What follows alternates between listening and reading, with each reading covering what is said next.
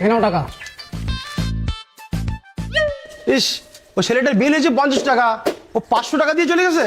ঠিক আছে, আমি রেখে দিচ্ছি। দাদা দাঁড়াও, ওই যে ছেলেটা তোমার 500 টাকা দিল না, ওই ছেলেটার আমি চিনি, আমি ওর ডেকে নিয়ে আসছি। দাঁড়াও দাঁড়াও, শোনো, ওকে আর খুঁজে দিতে হবে না। এতক্ষণ তোমরা যে খেয়েছো না, ওই 500 টাকা তুমি কেটে নেবে, তোমাদের টাকা দেওয়া লাগবে না। কাকু আমরা তো মাত্র 20 টাকার খাবার খেয়েছি, তুমি একটা কাজ করে 100 টাকার গজা প্যাক করে দাও। একটু আগে যে খেলে পয়সা নিলাম না, আবার 100 টাকা গজা প্যাক করে দিতে হবে? ঠিক আছে, আমি তাহলে ওই লোকের ডেকে নিয়ে ঠিক আছে, আসছি। আমি দিচ্ছি, যেতে হবে না। ঠিক আছে, 120 টাকা তো যাচ্ছে, আর বাকি টাকাটা আমার কাছে থাকছে না। ঠিক আছে দাদা, আসছি। হ্যাঁ ঠিক আছে ঠিক আছে।